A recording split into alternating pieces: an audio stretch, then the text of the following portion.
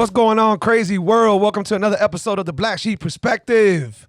Today, I got a man who I met a long time ago through the mixed martial arts world. I met this brother because he was getting ready for a fight and he needed some sparring partners and, gyms, the right gyms. We cross-train and things like that nature. And he was the best I've ever gone against at the time. And he came trying to kick my fucking head off. I mean, dead ass. I'll never forget that set. I'm like, God damn, dude, I thought we were like light sparring. Aren't you getting ready for a fight? He got these big ass ham hocks. He kicked the hell out of my thigh, and then we cranked up. And just like most athletes, man, once you blood, sweat, and tears with each other, there's this respect, and then boom, we grew this friendship.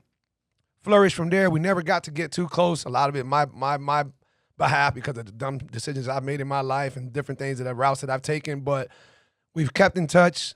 We've kept even more in touch, and through the grace of Danny D. Shout out to D and the Bearded Villains, Miami chapter, and he put us together, and we've been keeping in touch, and I've been dying to get you on, but I just wanted to wait for the right time, and when I reached out to you, you were getting ready for bodybuilding. We're going to talk about that, but Mike, it's an honor to have you here, my brother. I'm so glad our friendship has come this far, and I can't wait to fucking do this podcast and talk about everything, man. Welcome to the show, my bro.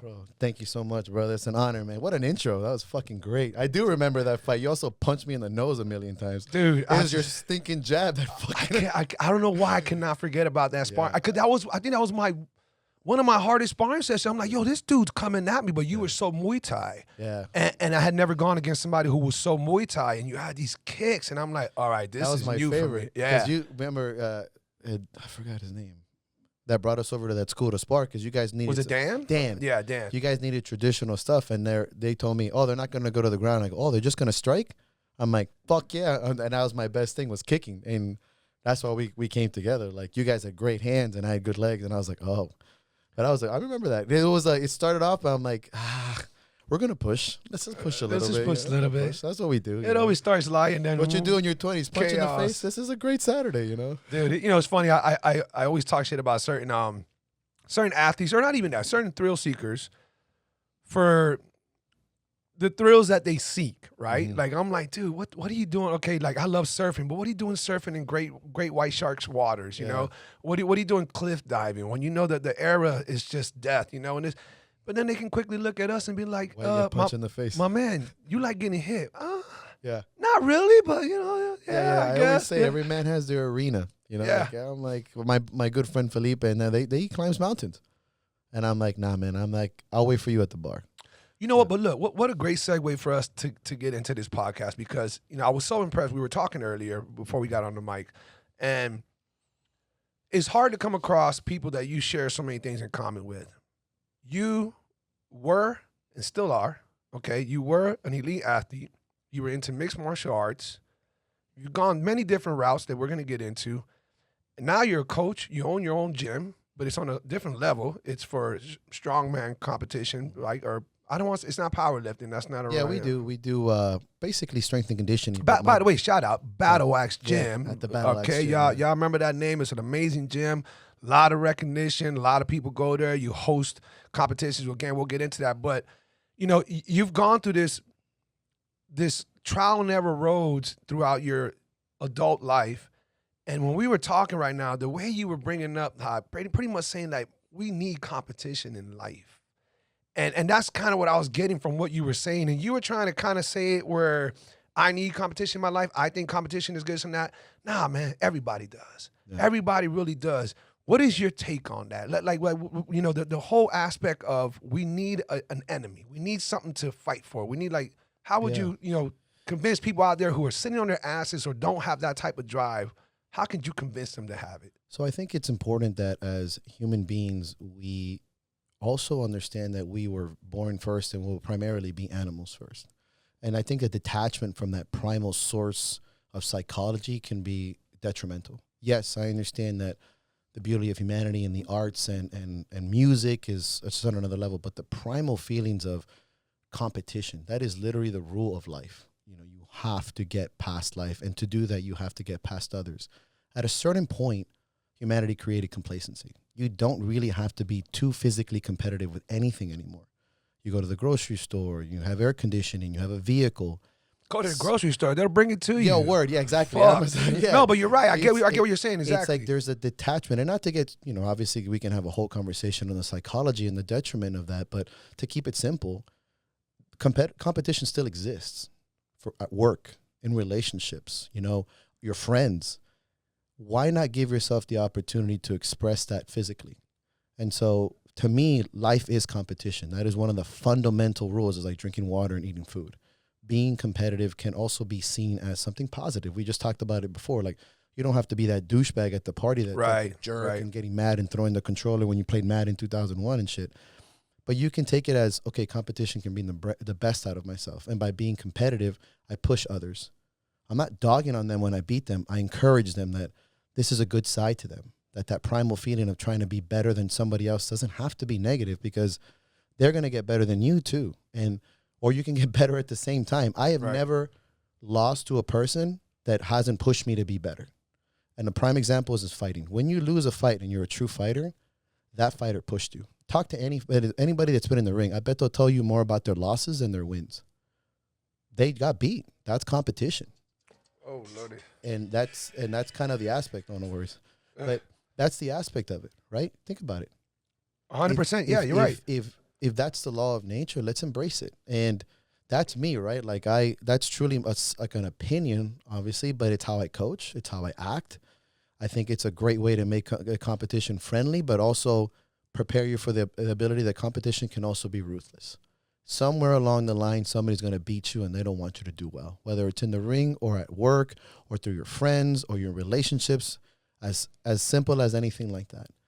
And so embracing that primal side, embracing that ability to be competitive is important, I think. And we've kind of let that go because what do you tell somebody who says, why do you have to compete against somebody else and not just compete against yourself? Isn't it you versus you? Sure. You know that talk. Yeah, and that's a great internal monologue. But you also have to practice external monologue. There's nothing wrong with understanding the external world. Yes, you can live completely introverted and only discuss and train against yourself, but reality, and this is true, it's an objective concept. I agree. You live in a world of human contact. You live in a world where you have to meet others. So you have to also practice external confidence, external competition, external conversations, external defense systems, and also external kindness. Like it's an act of, it's the same thing. It's easy to be kind to others. It's hard to be kind to yourself. Correct. So practice. If you know that you are competitive inwardly, it's okay to practice externally being competitive. It's just a tool set. And I tell this often. Most things in life are tool sets. And the older you get, the more screwdrivers, hammers, chisels you have in your toolbox. Competition, anger, happiness, humility. These are the ability of the human side to pick and choose when these things are available. There's nothing wrong with being externally competitive, just like there's nothing wrong with being violent. There's a time and a place to practice this. And it's a tool set. Now, if you only use a fucking screwdriver to do what a hammer does, you're the fool. And life will catch up. And that's the same thing, the guy that only uses violence or anger, or the person that only uses kindness. I love how you use tools as the analogy, and I completely agree.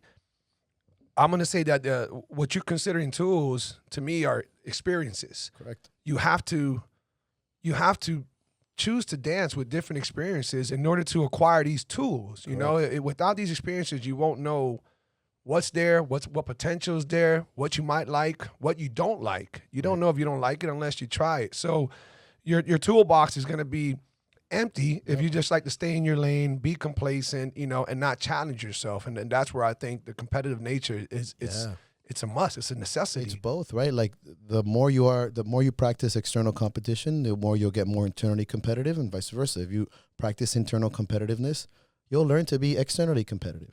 It's just part of the practice. I don't think there's anything wrong with that. It's just like practicing with your left hand. Right. Are you going to tell me, I'll never use my left hand in basketball? Yeah, okay. You go nowhere.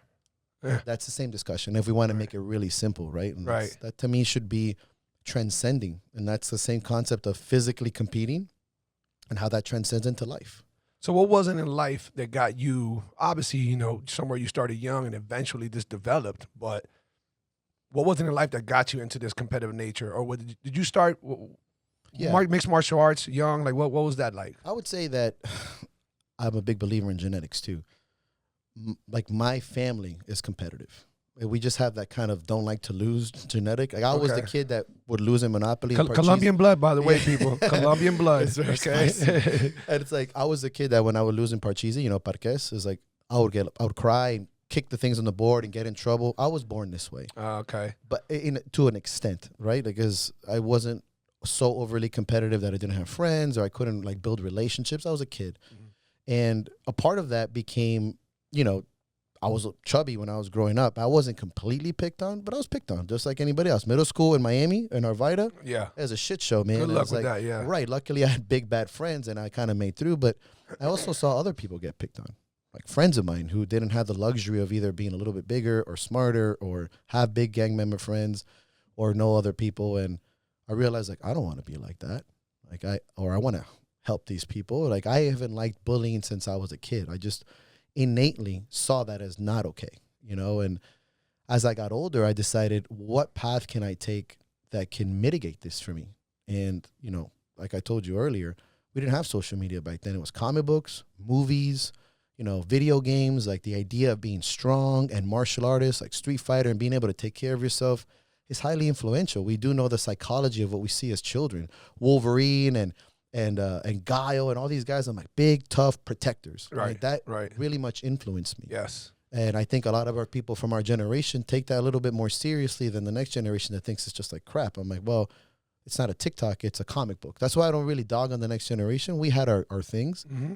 And so that opened the door to martial arts and being like, I want to take this in a way of like, I saw it first as the nature competitive. Like, don't be beneath somebody else. Like, don't get picked on. Don't let somebody else get picked on. Don't take shit from nobody. And then that to me is competition. Somebody's beating you down for their own personal gains, whether it's just to be a jerk or take your money. I mean, that shit was super common to get jumped for your shit when you were in kids. Like, that's maybe uncommon now, but not back then. Right. So that was a big deal to me. And that opened the doors to practicing martial arts. And I promise I wouldn't make this up. It was to get better at defending myself and being able to take care of others. That was a big deal for me. And it comes from a lot of psychology things. My dad at the time had been injured in the workplace and he could no longer really work. And so we lost that masculine protector in the family. And I witnessed that. And then my mom had to step up because she's a fucking G because, Colombian. By the way, sorry to interrupt you. How many siblings do you have? I have an older brother. Okay. My older sister, and then sin querer queriendo. That was a mistake, baby, at the end. I'm 10 years younger than my brother, 8 years younger than my sister, who I love a lot. Yeah, your parents got drunk one night and slipped dude, up. I was born in August. That's like a November holidays, baby, dude. Oh, Lordy. Super obvious. I'm like, thanks for making this really obvious. But it was a big deal. Okay. And I've studied myself in that psychology perspective, and a lot of that stuff influences you. It happened as a young man, as a teenager, and competition became, and I couldn't put it into words like this then, but looking back. Of course, right. My competition has always been the biggest driving force, of what it motivated me to get into sports and all that other stuff. So eventually, you said you did Muay Thai, and I know we were talking off cam. You had a good amateur career with it. Somewhere there, you chose to go elsewhere. You started playing some rugby, which people need to, Americans need to give rugby a bigger chance. Yeah. Rugby is fucking dope, bro. It is dope. I saw a clip not that long ago where somebody was talking shit about it, but then they basically clowned themselves. Yeah. They had an old podcast clip where they were talking bad about rugby. Then somebody convinced the person to study it, watch it, and get into it. And then the man did a follow-up and says, this is like the fucking best thing ever. Oops. Yeah. It's such a phenomenal sport. It really is. And if you haven't watched rugby, nothing but huge quads and fucking jack guys where it's like you don't wear, you can think American football, but it's not. But if we're going to compare it, American football, no pads, okay? Yeah. No pads. A lot of fucking hitting. This is why you see these guys were missing teeth and shit like that. So you chose to get into rugby. You got into rugby as Muay Thai came to its end, and that's when you found the weights and working out. Correct. And it's like the old school mentality in martial arts is if you lift heavy, you get slow. And true. There's actually no science behind that. Right. And I wish I would have known this 20 years ago, 15 years ago, but here we are. Yeah. Again, that's why I train athletes completely different. That's okay. So there was a lot of running, push-ups. I lifted weights, but not where I thought, where we were now. And truthfully, and this is just, again, personality type, upbringing, social psychology perspectives, I thought that the hardest sports would make you fucking tough. And toughness to me was being masculine. Like, that was like growing up tough. And I'm not saying that you can't be a woman and be tough. It was just my perspective. Like, I want to get into tough sports. I saw the haka by the New Zealand All Blacks when I was a young man in a rugby game. I was like 20, 21.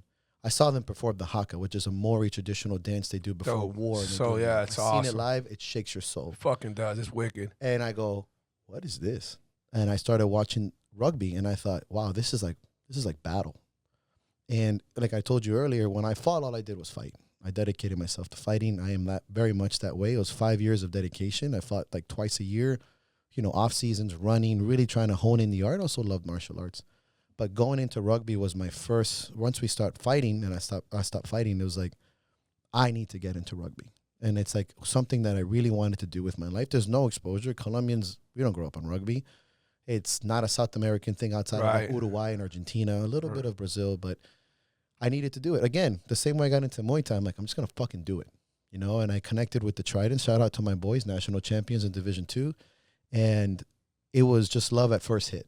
And it was everything I ever wanted out of a sport. Brotherhood, drinking, singing, violence, teamwork. You really feel like you're going to war with the 9 man next to you. You are fucking getting after it. Like, look at the Rugby Sevens and the women, with how well they did and how popular Rugby Sevens got. You can watch women's rugby and feel the same intense connection as you would with men, because to me, it's a warrior sport. Like, it takes a certain personality type to go out there and fuck somebody up and have a beer after and be like, yo, good job. People, I don't even say I don't think, I know. I know that the majority of the world doesn't understand that part of being an athlete in a specific sport. Those that do it, the whole competing, yeah, that's off the chain. That's raw. Pushing yourself. What can you do? This and that. Yes, all that. That's the obvious. The camaraderie afterwards. Man, we damn near threw up. We almost died. I almost broke my leg. I'm bleeding. I'm dead. And we're not talking about just fighting. We're talking about any sport. Right. When you share that with somebody, when you look at somebody like, hey, we could be on the beach somewhere. Right. We don't have to do this. Yeah. We don't have to put gis on and do some jujitsu and get sweaty nasty. We don't got to get in the ring and kick each other's legs until we're bruised. We don't got to go on the field on a hot summer day and bang shoulders together. But we do. And you look at somebody and you're like, yo, I'm glad I shared that with you. Right. And then everything else follows. And then you because otherwise it's like, might have this person been vulnerable, dropped their guard and was willing to meet you and talk to you and open up and this and that? Who knows? Who knows? Right. But the fact that we just went through this grind together, now we're connected and now all that develops. Yeah, and I believe that that's innate, psychological, somewhat genetic ability for us to connect with the primal side of things, like how we connect with nature. If you want to get really sciencey, and I'll just kind of shift slightly, is like if you want to say how we're all kind of genetically connected to the earth, if you want to go as far as that. But we do search as humans, and it comes at different ages. Some people do it young, middle, old, whatever, where you want to connect to your primal side, to nature. And there's nothing like suffering together physically, whether it's against another opponent or together. They call it trauma bonding now in certain terminologies. That really brings you closer because it's absent of everything. It's absent of race. It's absent of religion. Right. You and me are two animals going through it or against it. And that is so genuine. And man. It's not tainted by life. I don't need to know where you're from or what happened to you. Like, you tackled me like a fucking animal. I'm like, damn, son. That's it. That's it. I don't care. No, I don't care where you're from, where you were born, what you believe in. Nope. Great fucking tackle. That's it, man. Thank you. Let's share a beer later, and then you go about your way. And just like two lions. All right, bro, get off my property. Good scratch. Cool, man. You know what I mean? And I love the comparison. It's primal. And I think a lot of us do it all the time. We just don't want to label it or identify it as that. Yes, because then it gets bad. I'm backlash. A piece of shit. Yeah. I'm like, yeah, bro, put somebody behind an SUV and they cut you off. You want to kill them with your SUV. Primal comes out. Now you're big and tough. And I'm like, it's incredible when you identify this objectively through literally science. We always will search to that. It's innate for us to connect with this primal side as men and women. This is absent, again, it's absent of gender. It's really intense in our body. And I'll speak as a man, because I'm a man, I'll speak out of that. Like, our ability to want to express something through catharsis is innately in our genetics. Not everyone is able to express it the same way. Not everybody is at this level, different human beings, but it is there primarily. And when you have an ability to do it on a Saturday afternoon and not die, it's not the worst thing in the world. Right. Like, oh, you know, when you roll around on a Thursday night and you go have a fucking steak dinner and a beer, cool, we're not chucking spears at each other and one of us dies. Right. So it's like a little bit of best of both worlds, and it's the best thing in the world. Do you think that is missing big time in today's generation, and maybe even, you know? I think it is, and I think it is because of a few reasons. I think it's not being shown and talked about in this way. I think it's not being gatekeeping. I don't think it's true. The ability to articulate the importance of this without being biased and heavily opinionated and angry is the hardest part. I think a lot of us are kind of like, well, when I come from, it was this way and you're a fucking pussy. I'm like, you just literally shut off everybody. Yep. But if you tell people, hey, look, you're connecting on this primal side to something I think is very important because of this, and this. Objectively, this is going to be valuable this way. Quantitatively and qualitatively, it's going to build courage, confidence in this. Maybe it's something you can take a little bit of interest in. Those conversations are not happening enough. I think a lot of us are angry. A lot of us are bothered, hurt, because there's a big shift in the lines. But both sides can make sense. You can have because the argument is, right, it's psychology objective. Oh, this breeds violence and blah, blah, blah. On the contrary, we can also have a positive conversation about the thing. So it is missing. But I think it's because we're not having the right conversations. We're not asking the right questions. We're telling people, right, oh, you're a pussy. How about, why don't you like something like this? Or, you know, when you wake up in the morning, what do you think is like one of the best things in the world? Or what are your hobbies? What's your favorite thing to do? And I often get asked when people, oh, if you can go back 15 years ago and tell yourself something, I'm like, you couldn't tell me shit at 25, son. Right. You couldn't tell me anything. You say, touch your notes. Fuck you, I'll touch my... Who the fuck doesn't at 25? Instead, I would have asked questions and I would have fucking listened. I've learned that as I've gotten older, instead of being so fucking imposing. So maybe we're not asking the right question. Yeah, maybe that falls... I mean, you're completely right about that. And let's say that your 25-year-old ass who was stubborn and would snap on that, right? Maybe if said 40-year-old would have asked you in a better way. Because we're supposed to know, you're by the way... Mike's birthday is on Tuesday, and I love that he came over here because he's celebrating his birthday at Battle Axe Gym today with all his peoples. So big early birthday shout out to Mike. Mike, you're turning 40. Yes, sir. I'm 47. I just turned 47. Hey. What if that falls on us? That's our responsibility. Absolutely. That if we really want to get the message out, or if we really want to give the right guidance or hope that someone, even if they are being a pussy, so what? Hold that back. If we really want to help them out, we got to deliver differently. We have to ask the right questions. Absolutely. That falls on us. Yep. And I was luck and worked because, you know, Wes was an incredible teacher, but he's not somebody that befriends easily. So I did have to work to earn. By the way, when he says Wes, he's not talking about me like in some weird fashion. His first Muay Thai coach, or one of his Muay Thai coaches, a great guy. His name was Wes as well. So just to tell people listening. It was your third person. Yeah, exactly. What are you doing here, bro? But, he asked me a lot of questions. And looking back, I would talk myself into logic or talk myself into like, wow, this is a really stupid idea.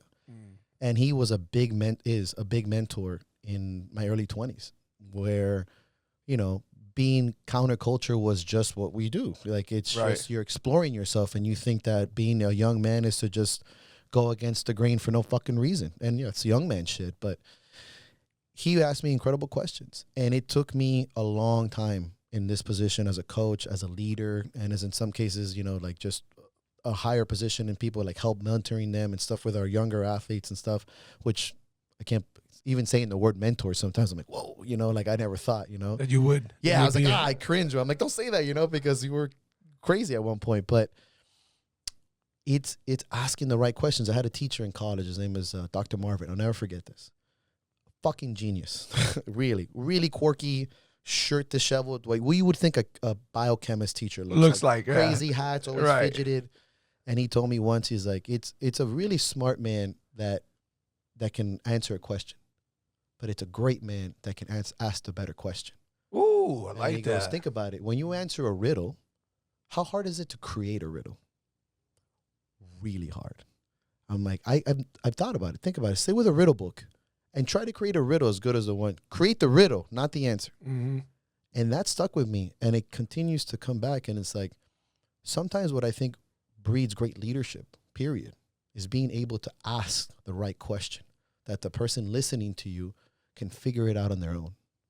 And that is incredible leadership. And I think those are the more valuable sources, because you're teaching that person to A, answer questions, articulate feelings, look inwardly, have introspection, and stand up to you. Because if a 16-year-old kid at my gym can stand up to me with a good fucking answer, I'm like, you're going to be really ready for life, motherfucker, because I'm an asshole. And I tell those guys, I go, if you can answer this question with some logic and some will, you're going to be all right. And that comes from the good question. And it's up to us, rather than, and this is dogging on them and not and just telling them all this stuff. Right. You know what they're going to do? Like what we would do. Yeah, snap Imagine back. a 60-year-old telling you what to do. Be like, yo, oh man. Yeah. Right? Instead of, well, where have you been? Tell me where your favorite country is. You're like, this is it. You know, it's like here on this podcast. If you're just telling me who I am, I'm like, why the fuck am I here, Wes? That's right. It's a skill set. And I think we need to teach that next generation this skill set. I mean, it's a very easy observation, but it's a hard practice. Listen here, folks. Winter is amongst us. Spring's still a couple of months away. I know you guys are feeling this cool breeze. Why don't you go to blacksheepapparel.shop and go cop you some of the dopest sweaters, hoodies, long sleeve shirts, and everything else you can imagine to make you look fly for this season. Or maybe you're just getting ready for the summer or the spring. We got shorts, we got tank tops, we got it all. Make sure you go visit blacksheepapparel.shop to get the flyest gear and to remind the world that you're a proud black sheep. Now let's get back to the podcast. Yeah, man, I think, you know, as we, you know, a lot of people don't like to own shit. They don't like to take the reins, you know, like, you know, most people, if there's some chaos, there's always that hero or there's that leader. There's that somebody who says, hey, if none of you guys gonna do anything, I got this. Follow my lead, right? Well, as people like us, coaches, people who want to influence younger generations, yeah, man, I agree with you. It falls on us that, yeah, maybe they're a little pussyfied. Maybe they're this, they're that, but it falls on us. We have to acknowledge that, and we got to be like, well, I still want to make the best out of it and ask the right questions. Let them get into their feelings. Let them express themselves. You know, guide them the right way, because you're right, man. You can't even a man. You know, what a crazy way to enter into this that I want to talk to you about. You know, I think we both represent for whatever it stands for. A man's man. You know, we're some grizzly ass motherfuckers, right? Competitive shit, the way we live, pushing ourselves, healthiness, you know, all this other stuff, whatever. It's not like we're trying to be Neanderthals, right. But, you know, we're that, right? Sometimes that backfires against men. And I've only had this conversation a few times, especially on the podcast, because unfortunately it's something that's not done enough. That type of shit bites us in the ass sometimes, Mike. Absolutely. Probably more often than what is known. And whatever data would support it, but we know through close friends, and I know we both had a friend that we lost, you know, in this kind of what I'm leaning towards. But sometimes men don't open up enough or at all. Correct. And that's a difficult thing that we have to work on. Not only do we have to work on it on our own, other men need to, and I'm saying other men before I say women, because I'm going to get to that now. Other men need to tell men, like, again, shout out to your cousin D. You know, he speaks so highly of you. And when we were speaking off camera, you speak so highly of him. You can tell you guys' brotherhood is just phenomenal. And that's dope. That's awesome. He says you're his mentor. He says he checks with you and this and that. He even told me he's cried to you. You've cried to him. I remember he told me. Choking me up right now. Yeah, you see. But we don't get to do that enough. We don't have enough men in our lives who can open up to us or kind of bring that out of us. Like, hey, man, it's okay to cry, man. Go ahead. I was just watching the UFC countdown and whatever, and Israel Adesanya, he's fighting tonight. I mean, it's not the best example, but he started tearing up in the middle of a press conference.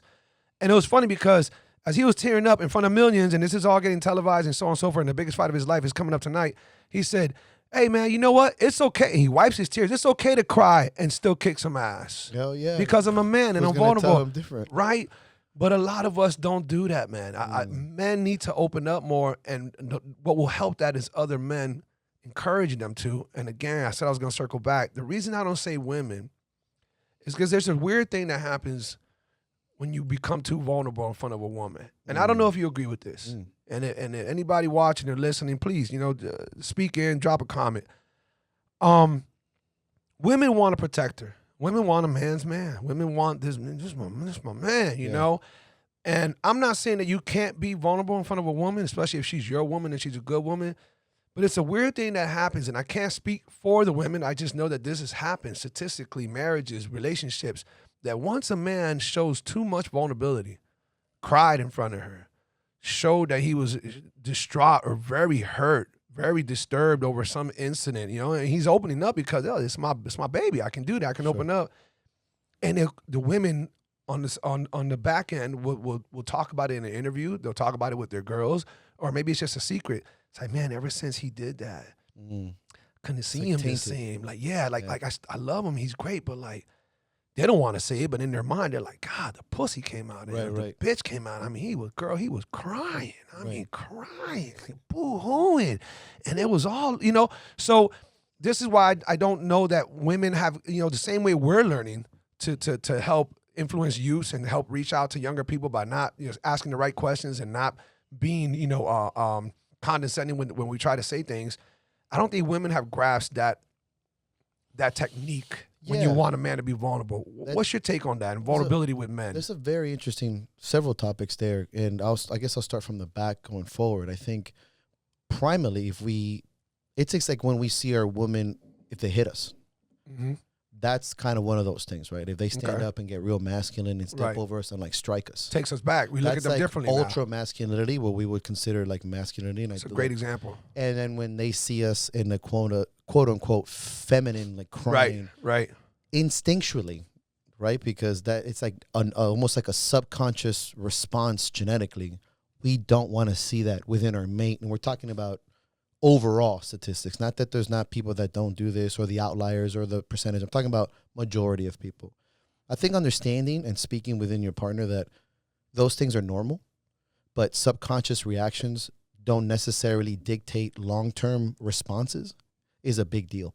So if you see that, they say that, they see those things, that doesn't necessarily define you. And this brings me to my next point. There's a difference between vulnerability and weakness. Oh, yes. Vulnerability is you within your measures of your character. Weakness is when you go outside of your character, typically looking for some sort of reaction or manipulation. If you're crying to your girl because you want her to feel sorry for you, you're fucking weak. And it's your fault that she looks upon you this way. If you're crying because you're hurt and you tell her and express yourself, I am in a bad position, but I will come back from this. But at this moment, I need you to stay with me. That's vulnerability. Right. If you're crying and you're like, oh, but you don't love me, that's weakness because it's outside of your character. And if that's your character, then your relationship is probably outside of what we're talking about here. Right. And I mean that across the board. Vulnerability is a practice. It's within the measure of your character. It's different levels of expressing yourself on this concept that I think is ultra important, right? And I tell people there's a big difference. And it's, as men, we should discuss this because we automatically think vulnerability is weakness. And I think there's a line in the sand here. Yeah, I agree completely. And when you explain to another person or man, hey, just because you're vulnerable doesn't mean you're weak. The real question to that is why? And I always say, because weakness is outside of your character. Vulnerability means you're expressing your sadness. And we need to sit down and learn how to speak on this. What bothers you? Why does it bother you? Do you feel like this is going to last forever? Why does it hurt your feelings? Why do you feel this way? Not encouraging, oh, you know what, bro? Yeah, man, no, I get it, dude. Yeah, I would be mad too. And it's okay, bro. Like, you're coddling weakness. And that speaks to men because you're giving them action items. You're giving them a tool set. And nothing speaks more to men than direction and a productivity. We're genetically utilitarian. We like to serve. We need a purpose. The most powerful tool for a man, I say this all the fucking time, is purpose. Whether it's your family, religion, sports, whatever. Once you take purpose away from a man, you're fucked. And so when I tell this concept of vulnerability, I like to be very definitive. Anecdotally, objectively, scientifically, all those things come into encompass, right? Because you go to different people for different sets. You know, you have your mentor for this, you have your mentor for that, you have your companions for this, just like you have drinking buddies and your non-drinking buddies. When I speak to my people and when I speak to myself, which is very important, how we speak to ourselves, defining the line between vulnerability and weakness is a big deal. And, you know, like I said, I've been in a relationship for 14 years. Megan is truly a saint, and we've been through some shit. We met as children. It's expressing that ability of why you're feeling this way. And the ability to be like, hey, I'm doing this because of this, and I feel this way because of that. I need your support. As opposed to, you know, I don't think I'm going to make it. I'm sorry, man. There has to be a clear line and it may be different for most men, but there's a clear line between being weak and being vulnerable. And if you're a weak man, do not be upset that your woman looks down on you. It's your fucking fault. And I will say that to anyone. And I don't care how hard it hurts because I've been on both sides of this shit. Big difference. And that speaks to us because it draws the line in the sand and how to be, because vulnerability has positive effects. There's growth from vulnerability. You're expressing yourself. You're letting things out. You're sharing with somebody. You're expressing yourself. Weakness is just beating yourself into the ground, which for the most part is just negative effects. And when you make that differentiation, I think it's super important for anyone in general. But for us, I think it's like a instructions. You know what men love to do when you build a fucking barbecue? Follow the fucking instructions. What's the first thing you do when you play a video game? Let me get the instructions real quick. Yeah, you'll fuck around, but you're like, you know what? Let me look at these instructions real quick. I mean, it's innate. I mean, for the most part, for most people, but for us specifically. So, I mean, look at the way we do things as men. As a coach, a leader, an influencer, do you feel like that ever gets in the way with trying to work with certain clients, certain students? Because, you know, deep down inside, you sense a little bit of both. You might sense the weakness. You might sense, you know, not the vulnerability. Maybe they're trying to open up, but you know they have a certain weakness. And so how do you approach those people? So it's something that came to mind when you were talking too. It's like, as a coach, and I believe leadership too, you have the ability to see something in someone that no one saw in you, or that someone in your life saw in you, and you know what it fucking feels like. Okay. So you know what it feels like when somebody didn't see your greatness. You know that loneliness. And you overcame that, whether it's through life, through genetic ability to be a leader, because not everyone's a fucking leader. And not everyone was born to be. Not everyone will be sculpted into one. That's just a fact of life. Or you had a mentor when you were young, or a great coach. You know, like I said, Wes was a big deal for me. That saw something in me that I never knew that I had. And I know what that feels like. I have felt both. What it feels like to be completely abandoned and just looked down upon like I'll never be anything, and somebody that saw in me to be great. And so when I'm talking to somebody and I see something, it's my job to sit there and identify all those things that I think this person can be that they cannot see, and all those things that I don't think they'll ever be. And find those right words and mannerisms and body language and music and goals and conversations. It's a skill set. You and me both know that we are nowhere near the coaches we were 10 years ago. Like, we can look back and be like, bro, right, what were you fucking doing? Yeah, you could have caught some charges back then. Yeah, exactly. Word. I was like, I'm surprised I'm not getting my ass beat going out of my gym. And that's a practice. It's a skill set. On top of course, genetic ability and upbringing and stuff like that. But we'll speak just very objectively or easily.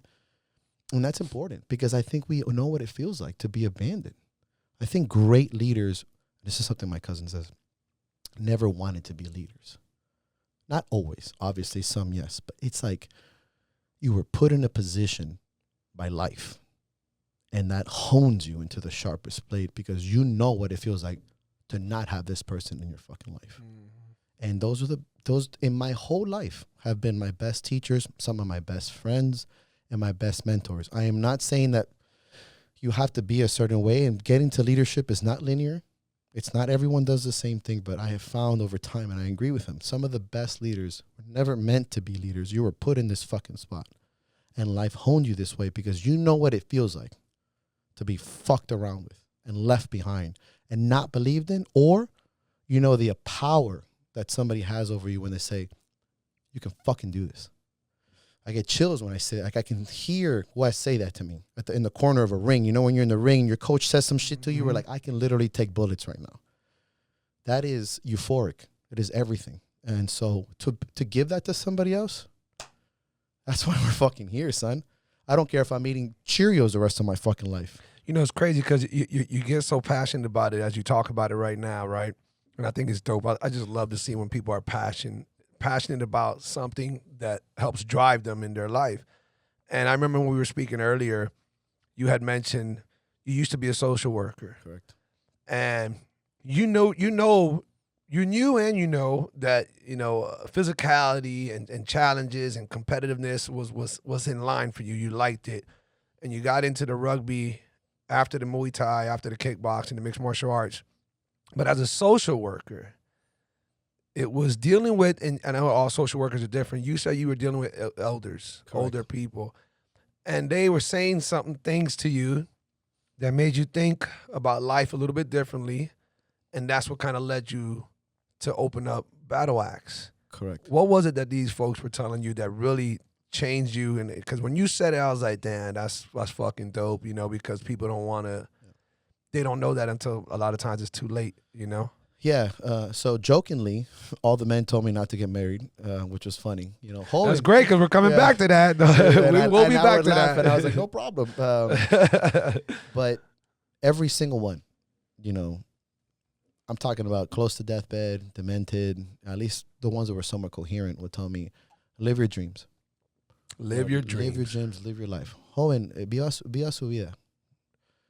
And when you hear that enough and you see these folks on the brink of death, literally, good days, bad days, just constantly saying this to you, hey, live your life, live your life, live your life.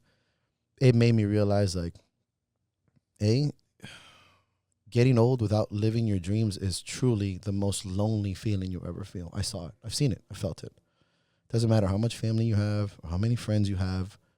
Not fulfilling yourself, your purpose, not finding it, at least not trying to find what you were born to be, is the loneliest death of them all, because you will never feel fulfilled. Nothing, no money, no person, no love, no pussy, no alcohol, no nothing will fulfill that. Nothing. And we've been around people plenty, from rich to young. Yeah. That is happiness, is finding your purpose. But you have to work for it. You have to make some fucking mistakes. You got to rub some people the wrong way. You are. You're right. You are. But I've seen it, and I was told. And that, when I was at the time about second year into social work, and I started really thinking, I'm like, I love this concept of being a coach and owning a gym. I think I want to do this the rest of my life. And I worked really hard. I took a lot of risks. And the first 6 years were ramen noodles and tuna, son. No vacations. I couldn't take my girl anywhere, dog. I know I'm speaking to the choir here. It is something that I knew was tougher.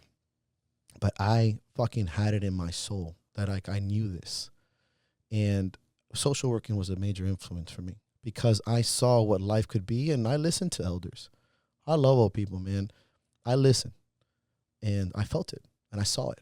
And it's when you see that, it's life-changing. Yeah, I completely agree. Again, hence why I said what I said. I love when people get passionate. Sometimes you can throw you off because, let's say, you talk politics and somebody gets fucking, you're like, all right, Okay, this is a double-edged sword. Yeah. Love your passion, hate the topic, buddy. That's great.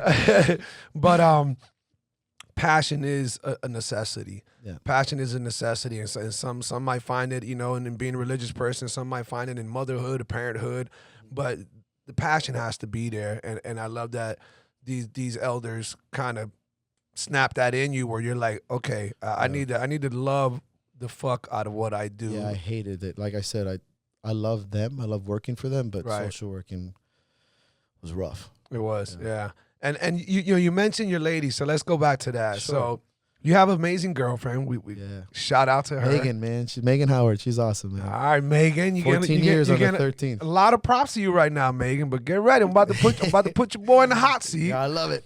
But apparently it seems like you're on the same page, so this will probably go smoothly. So you have no kids right now, right? No kids. I'm assuming, being that you're ripely turning 40, Yep. you're not going to have any kids. No kids, no marriage. By any chance, did you read the T-shirt that I have on? Yeah, I fucking love that shit. Well, Yeah. I'm going to fucking get you one. All Hell right? yeah. So, respectfully, by the way, guys, you guys want this apparel or any other dope-ass man. apparel, go to blacksheepapparel.shop. All right, what I'm rocking right now is a huge FTK. Right beneath the FTK, it says, fuck them kids. Let me clarify really quick. I love kids. I do amazing with kids. At some point in my life earlier on, I was down and wanted kids. I want to say wanted, but was down. I never disliked kids. I've always loved kids. But my brothers have all had kids, so I've never had that void. Being in the mixed martial arts world, you always come across these kids. As I was a coach, I was coaching kids and kids. So there was never no void there. The reason fuck them kids comes about is because, for one, a big shout out to Bernie Mac, an amazing comedian who died. Peace, Rest in peace. He was the one who started this.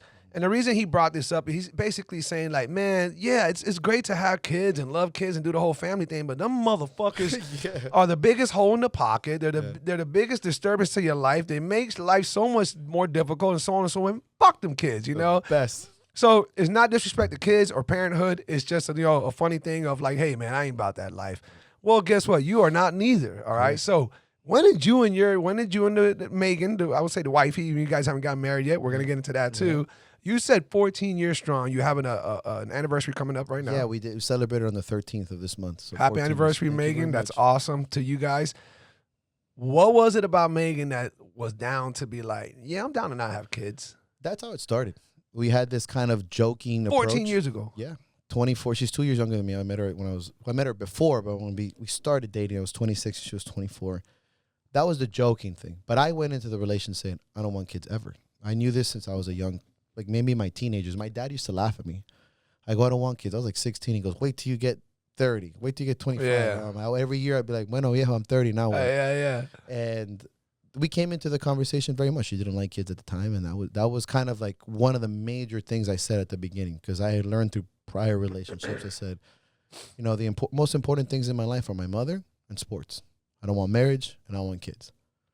If you're cool with that, like lay it on the table, like for at least know some things that you're going to have conviction for. Right. Not that relationships are about meeting somewhere 60-40, 70, I got 30. you. Yeah. But this But you have to have a certain, if this is your thing, this is not something that I stand on want to cross. Yeah. And we were literally on the same page. And since then, you know, yeah, we've had some shifts, obviously, like where certain times where she's wanted some, or I mean, you can't go 14 years together without going back and forth, but I don't want children, period. Now, I've also seceded to the fact that if one day she changes her mind and it comes between losing her and having a kid, although that's the worst reason to have a kid. Right. But I opened the table up to discussion. I'm not like, 10 years ago, fucking deal breaker, because you're young and stupid. Yeah. But that's showing how much you appreciate her. Yes, of course. Right, because she's my partner. Right. And, if it's that big of a thing, I'm also 40, yeah. a different age in my life, a different level of maturity. But I always say this, having a child is one of the biggest fucking responsibilities and gifts. It's not a step. You're not better than me. You're not smarter than me. You're not like, suddenly you're like leveled up. If anything, you leveled sideways like a fucking asshole. But like, please don't come at me in that aspect, because I have given the thought of this because I'm a fucking coach.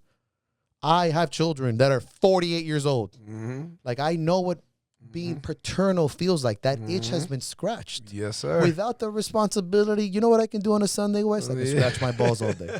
I can get fucking high on my couch and watch sports. Right. I can go to London in September. You know what? Tranquilo, bro. Right. Tranquilo. I don't have daycare. That's my choice. Mm-hmm.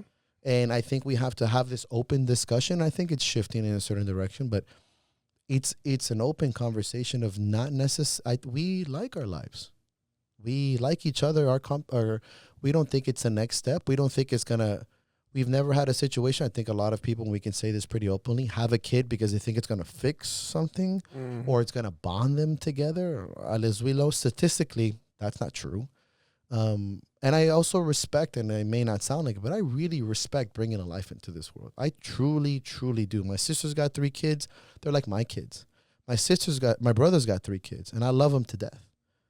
I'm good. That aspect of being a father, paternal, mentor that's itched. And I'll go a little further and say, having somebody that's not blood related to you look up to you in a fatherly, mentor, paternal way has a lot of value. It might even hit harder. I think so too. Because that's not mine. It's not mine. And it's looking at me and thinking about me like I am, this big, huge influence. Yeah, man, that hits harder. I love it. You talk to a person that's like, oh, I got a son. You'll never know what it feels like. I'm like, son, you have to take care of that shit, motherfucker. And don't tell me that, oh, I could be a bad father, son. I could be also fucking murderer. Like, those are weird choices. Don't think that because you have a son that you're like bonded to by, moral blood responsibility, that I don't understand what it feels like to love somebody. You're right. I may not love the same way you love that son. I'm not going to go out here and tell you that I know what it feels like to be a father and love a son. Let's not get crazy. But at the same time, you cannot condescend my path of not having one for a different completely choice because I have fulfilled certain things. And I think that's where I would butt head with somebody. And when they give me the speech, oh, but you don't know what it feels like. I'm like, don't stop that, because I have a bond with somebody that is not even genetically related to me, who would probably die for me. You don't know what that feels like, but I'm not better than you. I just made a different choice in life. Right. Just like a soldier. You ever talk to a real soldier? They don't think they're better than you because they went out and killed somebody. Not at all. It's just a different choice. And we live with these choices. So, yeah, like when we get further deep into that, I'm like, there's a big reason why I don't have kids. And the conversation is open and it's very on the table. And it's like, let's discuss it, But we're happy. You guys got dogs by any chance? Yeah, of course. 2 dogs. Dogs are awesome. Yeah, it scratches the itch. What kind? Well, yeah. I mean, of course. What kind of dogs are they? I got a pit bull mix, Bryn, who's the love of my life. She just turned 9. And then I have Blue, who's a blue heeler pit mix. She's like spotted like cookies and cream. Oh, nice. And she's fucking loyal as fuck, man. Danny's pit bull. Those are his babies. Oh, the Chief and Legend. Yeah. My nephews, bro. Tanks too, dog. Chief is a monster. He looks like a small like warthog. That's amazing that you just said all that. And again, we're not telling anybody not to have children. We're not telling anybody that you shouldn't. But it's just like, it's kind of like religion. Like, listen, my Buddhist belief has me on cloud 9 loving life. Your Christian belief has you loving life and accepting God, and your Muslim belief is in that. We're good, right? We're good? Yeah, okay. Guess what? That atheist is loving life just as much as you guys aren't. We're all good, right? Okay, so just don't look down and don't look like you're missing something. You just don't know what it is. You haven't found it yet. Yeah, you haven't found it yet. I haven't found what, motherfucker? What? I don't got to get up at 4 a.m. to get my kids up and running. School just started. I bet you hate parenthood right now. I bet that. And it's funny because it's always been my approach. It's like this confident approach to not having them. It's like, I don't think you're a bad person for having a kid. But if you come at me, whether you think I'm a bad person, I'm like, we're gonna have a verbal tussle, motherfucker, and I'm gonna win because you know what? Tomorrow you gotta wake up and do shit you don't want to do, and I'm just gonna have a great life. Like I'm gonna checkmate. Yeah, exactly. Like go ahead and be angry because you will say it, and that's like fuck them kids. When that generation started making fun of their kids, like kids are kind of assholes. I'm like, yeah, they fucking are, and you can't predict how they're gonna go. You know what I'm gonna do? I'm gonna go play this fucking new video game I got. Tranquilo, dog. See you later. I love it. What's up, you crazy people out there? Let me interrupt this podcast really quick just to give you a reminder. If you really like the gear that I'm rocking and you're a proud black sheep yourself, make sure you go check out blacksheepapparel.shop where you can get all the dopest gear to help remind the world that you truly are a proud black sheep. We got caps, t-shirts, tank tops, shorts, sweaters, hoodies. I mean, you name it, we got it on there. Make sure you go show some love, show your support, and represent what you really are. Go to blacksheepapparel.shop. Now back to the podcast. Mike, so you were talking about this dope-ass girlfriend of yours, Megan, and this great relationship you guys got and how far you've gotten without the kids. That's a huge deal, right? Yeah, absolutely. There might be a deal just as big, if not bigger, especially when it comes to the women. Right. You said you're not getting married. Yeah, no marriage. Now, I'm with you on that. I don't want to start some crazy shit, but most women would not be down for that, especially if I don't want to defend Megan because I'm not saying Megan thought this, but especially if Megan was like, look, fucker, Yeah, I'm down to not have kids. Okay, I did that for you. Plus, I've been putting up with all your other bullshit. Okay, battle axe shit, open up a business, ramen noodles with fucking tuna. Traveling the world. All this riffraff. You're gonna fucking marry me. You know, I can. If Megan wanted to say that, I'd be like, girl, yeah, I get you. I get you on that. But evidently, you guys got a great understanding, great relationship. Walk us through that in regards to like one, why don't you? And it seems like you've already been hard set on this, maybe before Megan. Who knows? But why don't you want to get married? And how is it that Megan was so cool? I don't want to say to comply with it, but she was so cool with that and understanding that. So like, hey, we don't got to get married. Yeah, and I think, well, anything in a long-term relationship is never easy. And I don't think that's been one of our touchy subjects. I think that's something we've always had discussions with, but we don't disagree that bad. And I'll explain what that means. Okay. I never really wanted marriage because I seen it as a failed system. Outside of my parents, who are been married for 54 years and are an incredible example of marriage, but it's more of an example of love. I believe my parents are together because they're in love, not because they're married. What I do see a lot of is a lot of people who are still together because they're married. Boom. Which is That's huge. pretty awful. Yeah, man. And, you know, I get it when you're together. And I'm not even going to say people that stay together for their kids. That's an entirely different conversation. Right. I'm sticking to the topic here. I never saw it as a great system. I studied it historically. Marriage was something that was created out of an exchange of goods. And then was actually created romantically in some sort of capacity through poetry in the last 250 years to 300, where you actually got the choice or the luxury of marrying out of love, which is only for the aristocratic people. Then it became something that we had a choice in, etc. Somewhere down the line, it became a concept of like a business exchange, meaning sharing diamonds, sharing property, legal taxes, legal write-offs, etc. And we're speaking on that like paper-wise. Now, as far as where I think it is, even statistically in this country, marriage is a failed system. But even as a young man, I thought people got married because it was the next step. I attuned it to why people had children. It's like, let's show the world that we're in love with this process and this ceremony and get married and tell everybody that we're in love. And I was like, why do you need to do it or do that to show the world anything? I believe love, and I'm a big believer in love, and I'll tell you why, especially with my father, and my mother. But it's just it's in my opinion when I say that you don't need to have marriage to elevate your relationship. It's my opinion when I say that you don't need to have marriage to show the world that you love this person eternally. Those are my opinions. If you were going to look at this objectively, completely outside of my opinion, in this country, there is more of a chance that you will end your relationship with your loved one if you get married. Psychologically, it also sets expectations and titles that are the first step out of the door. Example, the concept of husband and wife puts a label and an imaginary set of rules and responsibilities that don't necessarily need to exist to prolong that. Oh, you're my husband, you got to do this. You're my wife, you got to do this. I'm like, that's wild. Like, you're my teammate, you're my partner. That's it.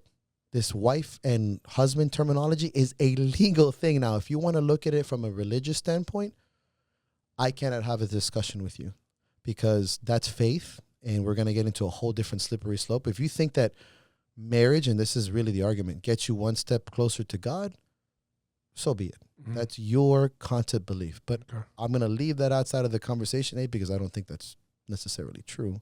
I believe love gets you one step closer to God, but that's like, we can have a great discussion on that. But as far as seeing religious and in sense of a psychological relationship, psychosocial connection, in my opinion, marriage is one way to really put a sense of constraint and titles and like tension on this responsibility. It doesn't need to be a step forward. I think it's relatively unnecessary when, like I say, with children. If you agree with your partner, and this is why I come back to my first discussion, we're fine not being married. We're fine not going to the ceremony. And I understand that a lot of us have this kind of vision, you know, the night and everyone dancing and getting together and the music and the ring. I'm like, you can still have ceremonial connections with somebody. You can get engaged, you can share rings, you can have a party, you can share your love with the world, which I believe is more important through action than the actual title of marriage, of husband and wife. But I think it's through a lot of other ways. And somebody, oh, well, I go, you cannot tell me that your relationship is more valuable because you're married than mine isn't. Because now you're bound through legal terminologies and legal binding when I'm with this person because I fucking want to. Because I need to be with this person or want to be with this person. So you think, sorry to cut you off. No, please. You think that's, you know, I've never heard that like that. And I actually like that, man. So you kind of have a little bit more backbone, if you were going to say, to talk shit in regards to like how genuine your relationship is, because no, I'm sticking with her. Because I want to. Because I want to. There's no legal binding. There's nothing that's going to make us have to go through this and go through that, much less, you know, the other topic being the kids.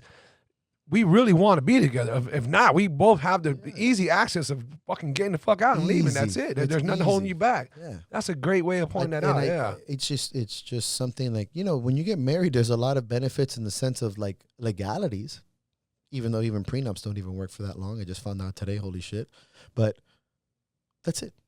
Okay, you share a ring. I can give her a ring. I can give her like status. But the term wife and husband, like, it's like CEO. You know, when you get these titles, human beings are very attached to titles. It's a social stigma thing. Yes, sir. Because you say girlfriend, you're less than a wife. Right. That's the perspective. And I get it. Right. From a feminine term, yes, it's hard on them. Yes. Oh, that's my boyfriend. The well, that's my husband. Look at me. I'm awesome. Is it? Because you have a 50-something% likelihood of you're not going to be with that motherfucker within the next few years. But whatever. As a male, when you say husband, you're like, your balls are gone, motherfucker. You right. Yes. But I understand there's a big, and it's not really their fault. It's what they were bred up to do socially, to get married, to be a wife, and in many cultures, although that's changing over time with the independence and the shift into the concepts, but there's a different stigma on those titles and it's a fucking title. Again, it's title. And it puts a lot of psychology like pressures on them. Indeed. But is it really that they want that, or is it because they're being pressured to? Just like when you're married, after a year or two, you know what's the next question? When are the kids coming up? Exactly. Like it's a joke. Right. Like it's a fucking PlayStation 5. Yep. When are you getting a kid? I'm like, yo, you know that the motherfucker's going to be alive for the next 75 years, roughly? This is not funny.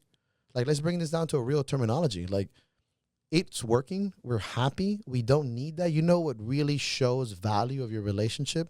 Your experiences and going through shit together. That's right. The world sees that. And you know who sees it the most? You two. That's all right. that fucking matters, son. The conversations on the pillow, the experiences behind closed doors. You can be wearing 6 rings. This is the truth, dog.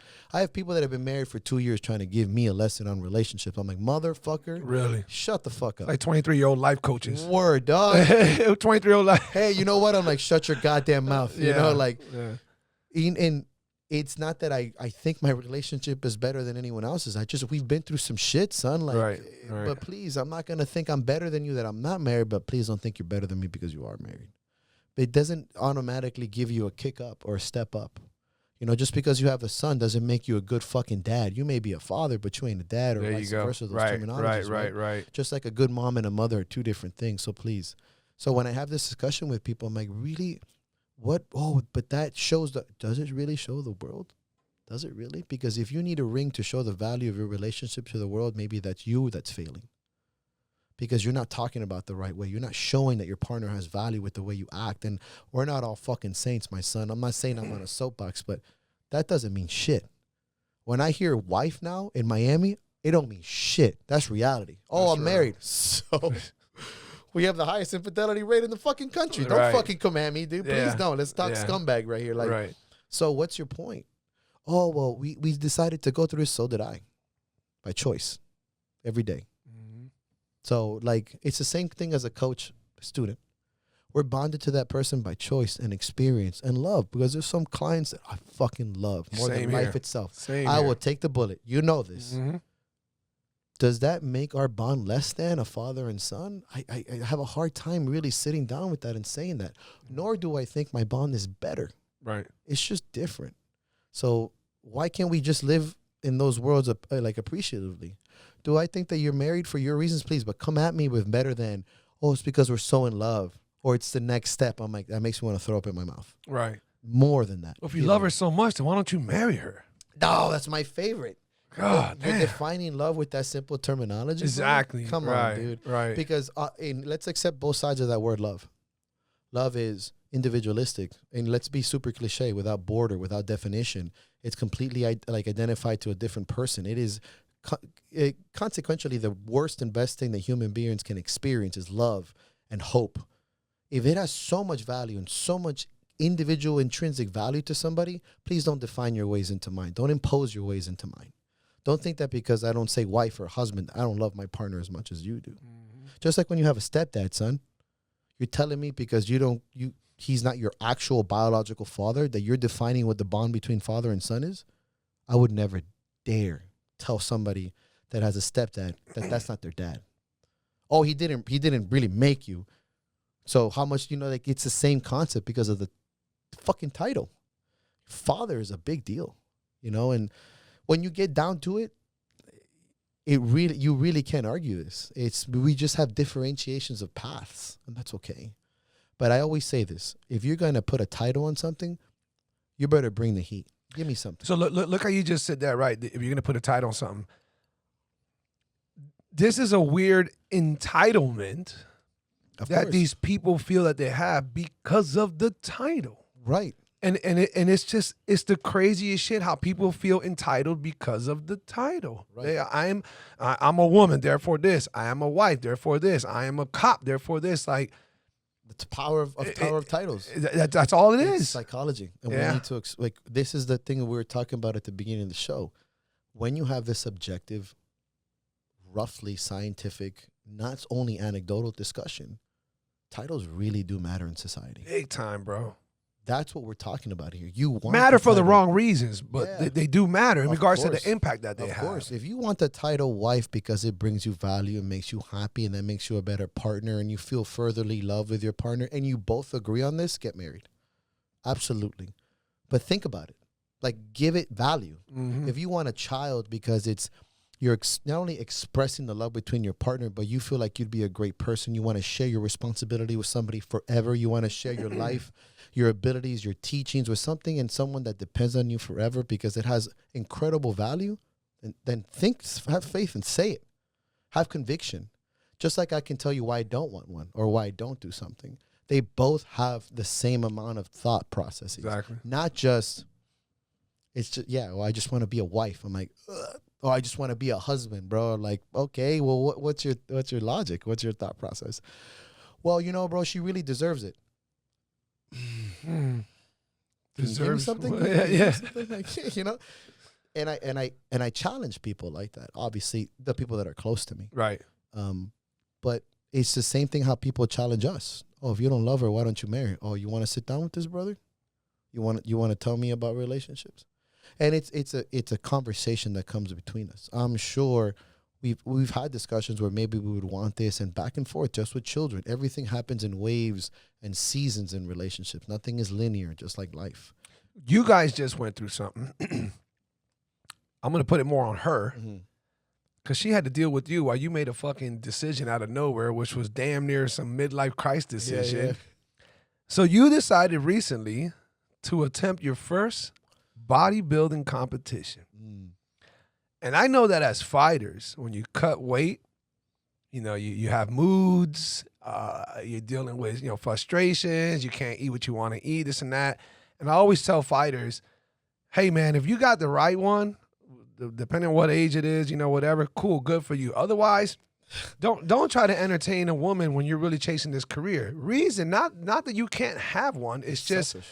You are about to go through a roller coaster of shit that if you drag somebody through that, they're never going to know what that is to be like. The same way men don't understand what a woman's cramps are during their periods or their hormonic imbalances and why they act a certain way. Yeah. Men will never know. We try our best. If you're a considerate dude, you try your best to understand them. But we'll never know because we're not women. Right. If your girlfriend does not fight or actively train in some type of martial art, she's never going to understand the weight cuts, the frustrations, how banged up you are, why you don't want to have sex, why you're tired, falling asleep early, this and that. Yeah.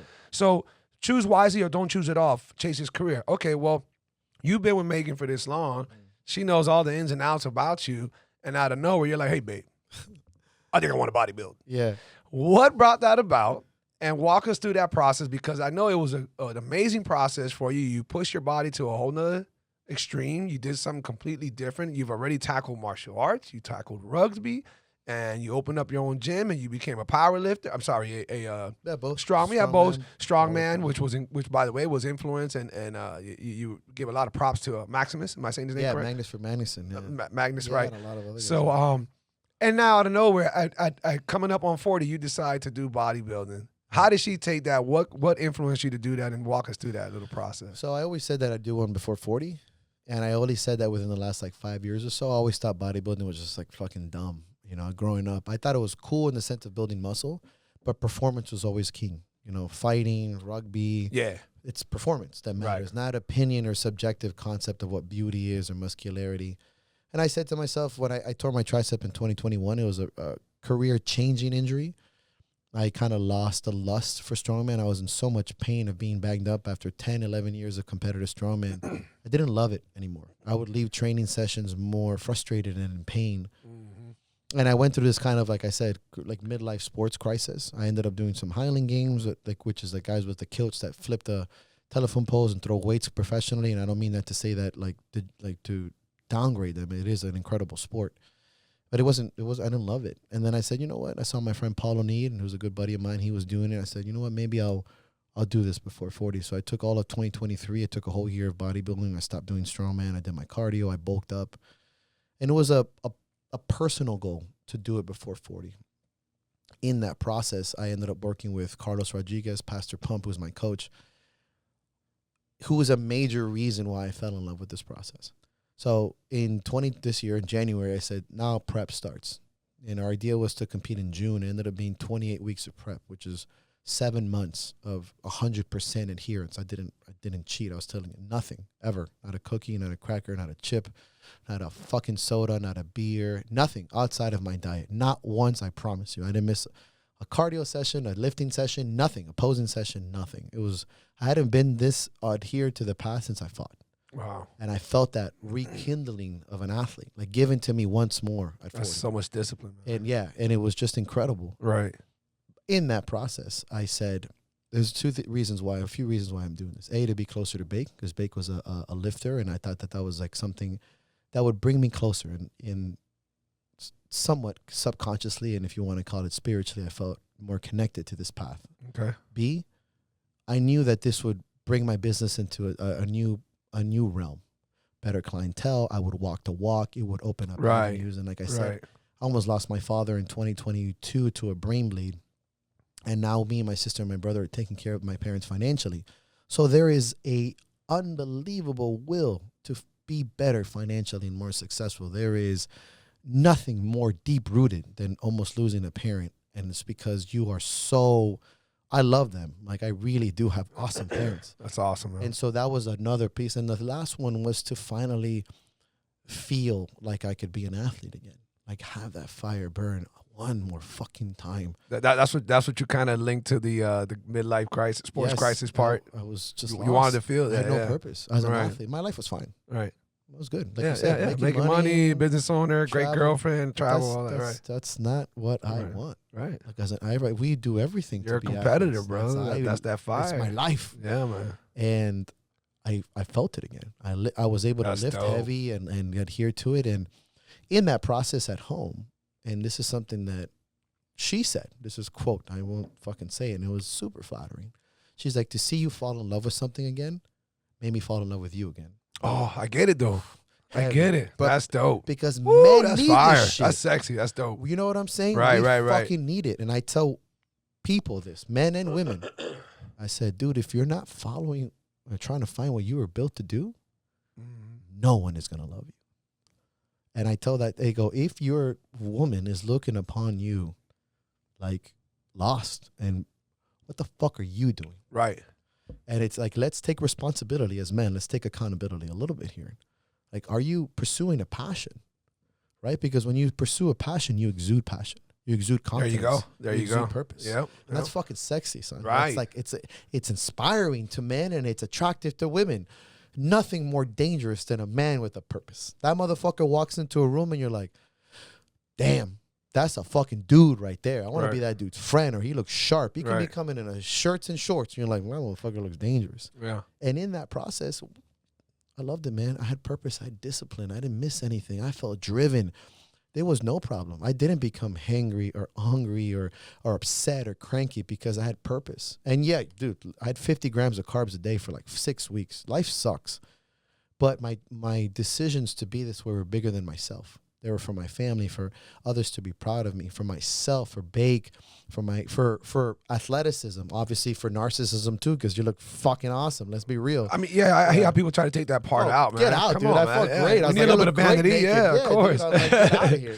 And I lost it. I fucking hate it. You're posting these goddamn obnoxious. Yeah, well, no, not obnoxious, but I'm like, That's damn, do I double click on this? He's showing he's showing his striated butt cheeks. Yes. Fuck, he's in his little underwear. Like, I don't know if I should double tap this, but I'm like, gonna send it to you in DMs now.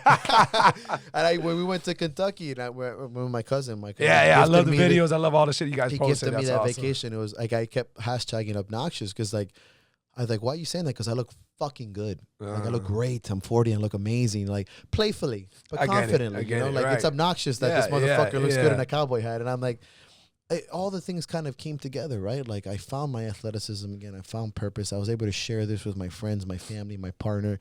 My parents came to the show. I cried like a fucking baby seeing my dad there, like seeing me That's awesome, proceed in life, you know, because physicality and body prowess is a great example. Not the only example, but a great example to display hard work, of course, and commitment, of course, and everything. So it was incredible to see my parents who can relate. Everyone in this world, and something my coach says, can relate to your body, to aesthetics. You can relate to that. It's easy. Not everyone can relate to an incredible submission or a knockout or a 700-pound deadlift. I got you. Yes, They're like, yes. Yeah, that's cool.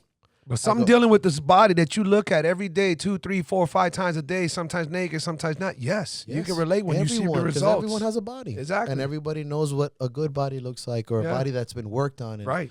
And it was really great to see my parents appreciate that too, you know, like, and see that over time, and my friends, and that was a big deal to me, to show people, not tell people, but show people that you can do a lot of shit. If like, honestly, Doug, like, I'm not a fucking saint. I love the bottle, and I love to live the life to the fullest.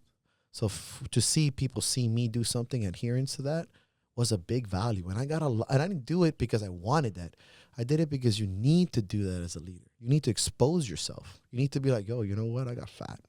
Like, not good. Mm-hmm. Like I got complacent. I got lost. Like, not okay. But I dug down into my fucking ball sack, and I did this in 7 months because it's supposed to suck. You know, and at one point, it's like, I need to walk the walk a little harder. Now that you did it, I mean, it's nothing less of you if you don't, because, you know, they have all kind of brackets. But is that something now is sparked up? We're like, all right, I'm going to do it again. I'm going to do it again. This for the next 3 to 5 years. For sure. Outside of my birthday weekend today, we started prepping for next year 2 weeks ago. Now, let me. I don't know if it's devil's advocate, but let me put the spotlight on this, because you mentioned it earlier. When you strengthen too much in one area, you kind of weaken in the other. Correct. Love the shirt, by the way. Don't weaken. If you focus so much on this, do you think it's going to take away from what you got going on with the? It has.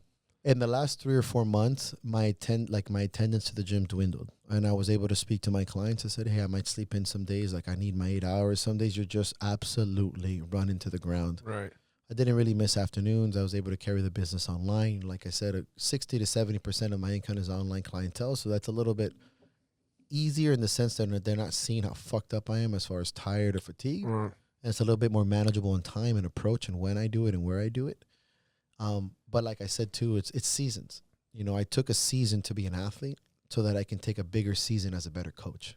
So is the goal to hit a certain pro card, a certain amount of wins, or just like, you know what, I'm going to give it 3 years to just whatever happens, happens. I'm just going to give it the best 3 years. I mean, ideally, you know, speaking like reaching for the moon and all that stuff, I think a master's pro card would be amazing after 4. Realistically, I have the strength for it. I have some type of shape in a very more realistic fashion, seeing my body composition change so that I can be better and smarter and look the part more to train people aesthetically. I mean, I already can, but I want to be more of that aspect. Also, feeling good and looking good are kind of what I think I see the later parts of my life. I can no longer, and this is something we had talked earlier, Right. I can't be as strong as I used to be. Of course. It hurts to say it, but it's the truth. That timeline, I'm still strong, but let's be real. And I see myself in a way that training this way, learning more about this type of training, and diving into bodybuilding aesthetics on top of the career I've had as a powerlifter, strongman, rugby player, Muay Thai, all that. This is like the last box to check. And I think you need to put in years respectively to a sport if you're really going to say that. Yeah, if you're going to give it an authentic. There's nothing worse than a motherfucker that does one fight and suddenly starts training fighters. You're like, shut your goddamn mouth. Right. Or at least be in the corners for like 20. Like, give me something. And strongman and powerlifting and the strength, we see a lot of that. 1 or 2 comps and like, ready to coach. I'm like, not in my opinion. You know, so I would like to, I don't think I want to get people ready for the stage, but I think I can get ready because that's a whole nother process. But I can really work on that. And I've really fallen in love with biomechanics and aesthetics in this process. Fellas, if you're ever in the South Florida region, or better yet, the beautiful city of Miami, and you want the dopest fade possible, make sure you go to butterthebarber.com. That's BUTTA thebarber.com. Butter happens to be my personal barber, a great friend of mine, and he is top-notch, one of the best barbers in Miami. So once again, if you're in the Miami region and you want to get the dopest, flyest haircut, make sure you go visit BUTTA thebarber.com and set your appointment with my boy, Butter. Back to the podcast. Well, hey, man, I tell you what, again, big props to Megan. Thank you. Big props to Megan. Absolutely. Megan, I hope you take this as a huge die. compliment as to how much we've spoken about you. Yeah. And by the way, dude, like, it's awesome to hear when, and it's not about a girlfriend, it's awesome to hear when somebody else acknowledges loving the fact that they have a great person in their life.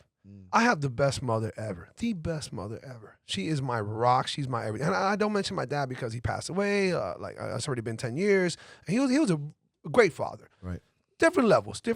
And there's nothing bad talking, but, different levels. And that's just another story on its own. But I have the best mother.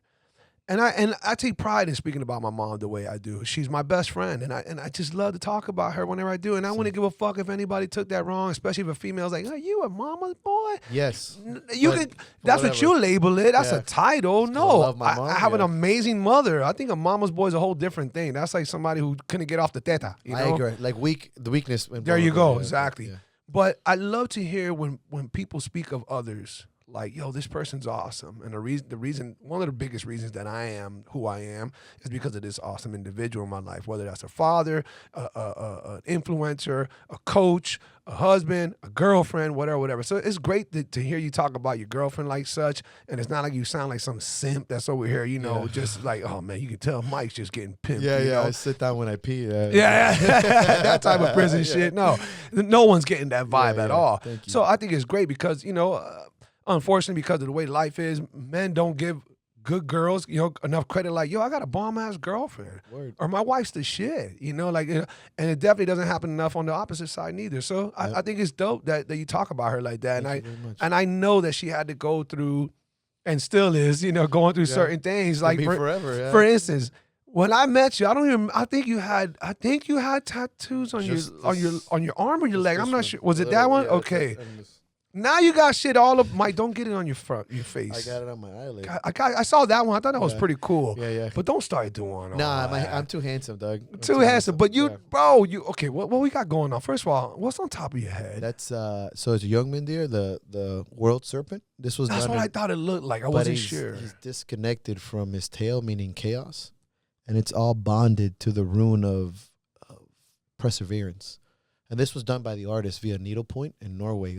His name is Thor. Needlepoint. You talking about like that old school hard? Like he just dips it in the ink and needles it. And we sat there for 4 hours. Less painful than the gun, but it's its own dedication. It's a prison type, like Basically, the exactly, pick and poke like is what we call pick it. and poke. Oh my god! Yeah, and that's what you did up there. Up there, yeah, freehand. Yikes. But he's the kind of artist that just won't give you whatever you want. I gave him the freedom to give me something that I thought that after knowing each other for a couple years, and he said this, I swear. He's like, "You're like master of chaos," and I go, "Oh, I said that about myself." But He said on its own. On its own, he's like, "You're an individual that in chaos you seem to hunker down and have leadership." Because he also met some of my guys. Love that shit. Yeah, man. Like when Fuck. some of my guys came with me, so he saw the relationship between us, and he's like, "You're that guy," and I'm like, "Oh man, what a fucking honor!" Like I would never say that. Like tattoo master of chaos on me, like a fucking nerd, you know? Like, but I have said that Someone's fooling themselves. Yeah, word. I'm like, it's awesome to be like to master chaos, you know. Right. And that's like, and so he did that concept of it, and it's pretty cool. You know, to have that skill that you speak of, you know, it sounds a little vain, but it's the truth. Okay, who are masters of chaos? Soldiers who have fought in wars, fighters who fight, obviously, and whatever athletes who are in some type of competitive thing in front of the crowd, in front of the thousands. It could be football players, it could be wrestlers, it could be whatever. Those are masters of chaos because there's chaos going on. Absolutely. And you can get hurt or fucked up or killed or whatever. And so it's a very small percentile of the world who goes to that. So I love it. I love it. I think that shit's dope, dude. Yeah, and I think that there's value in creating it in sport because we choose sport. We choose that life. And to create that level of, to some extent, suffering and chaos so that it transcends into our life is value. If you are the master of chaos because that is a sport you chose or the hardship you chose and it transcends into life in a positive way, making you reliable, making you a cornerstone, making you a lighthouse. Yes. That's what life is fucking about. That's leadership, where you make a choice that's harder on yourself so that you can help others. Whether you do it subconsciously, intrinsically, or life forces it upon you, that I think is one of the cornerstones of leadership. And it's important when you become a master of chaos, sometimes because you want to, and sometimes because you fucking have to. And you value both of those. I remember I don't know if I said this in the last podcast, but I know I've said this amongst my close friends. And I definitely had a great conversation with one of my brothers, Guy, Mom Point, see you tonight, fucker. We were having this conversation, him and my other dude, Pecha, and I was telling him, my mom, this is almost a year ago, but it hit me out of nowhere. My mom asked me about a year ago. We were just having breakfast, and we were vibing, and I had told her at the time, she didn't realize what the date was, or if she did, she didn't put no relevance behind it. I said, hey, Mom, you know what today is? She's like, no, it's Tuesday. I'm like, well, no, not like that, like the date. She's like, oh, it's September, what is it, September 22nd? Yeah, okay. This is how long ago it was. Yeah, September 22nd. Yeah. I go, September 22nd, Mom. She goes, what am I missing? I'm like, this when I got out of prison, Mom. Did you forget? She goes, oh my God, is that the date? I was like, yeah, September 22nd, 2002. That's when I got out. And she's like, damn. My mom immediately, starts. She just immediately, she almost started crying. She almost started crying right away.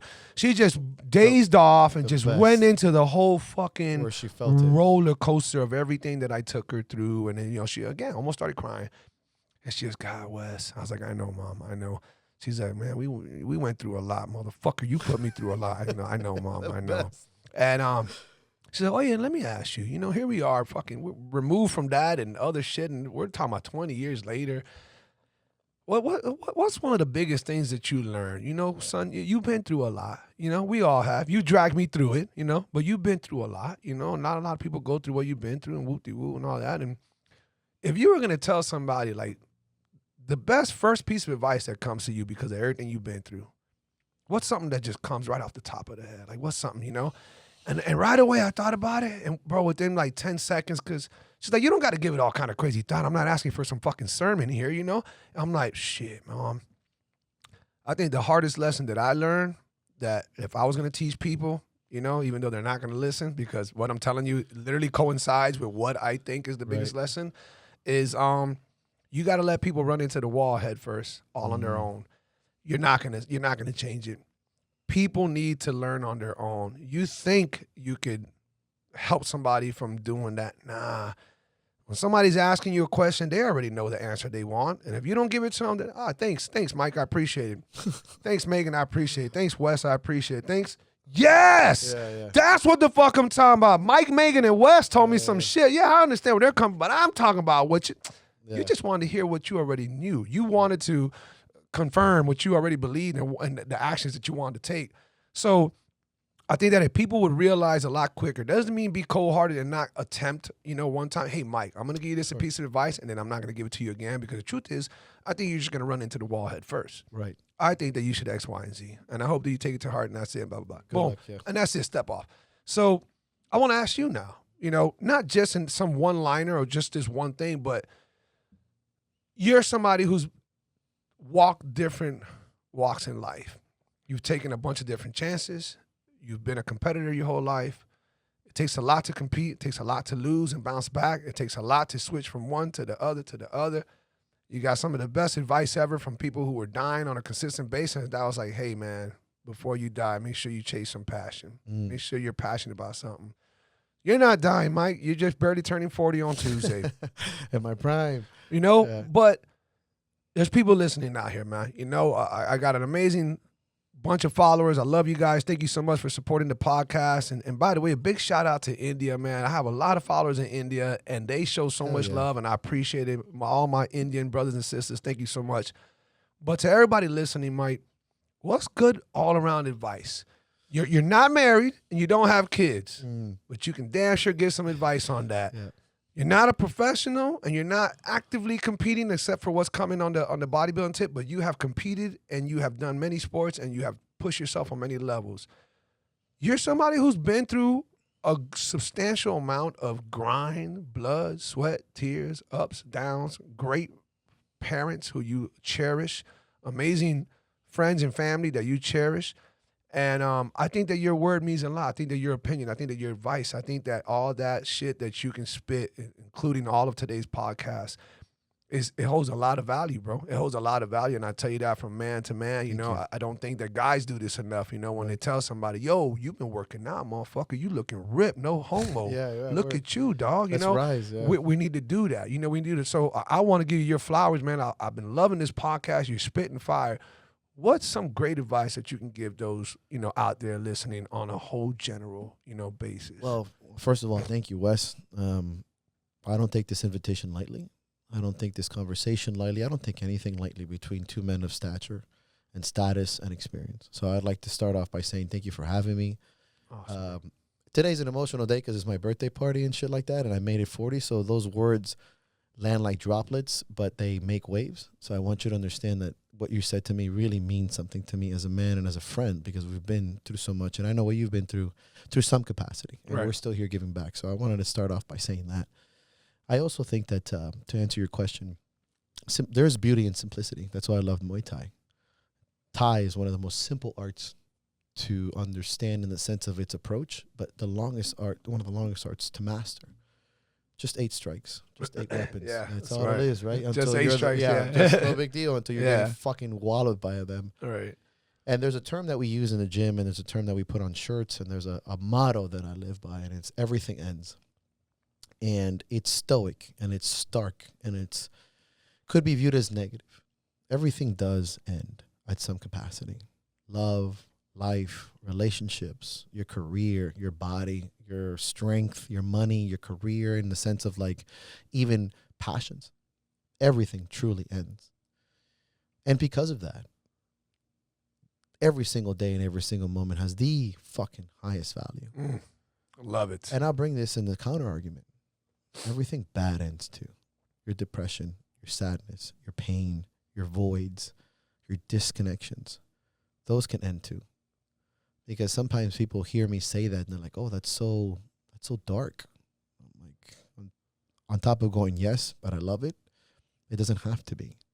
It's taking a perspective that everything is finite and living by this motto. Not cliche, not a meme, not a TikTok, not a funny reel, but as a mantra in your soul that if something is truly at its end to some capacity, and you have felt the loss of losing someone or something, then you know that timeline is so fucking unbelievably valuable that this will push you to share every moment, every whiskey, every podcast, every conversation, every hug, every handshake, every beer, every breakfast with your parents it's finite.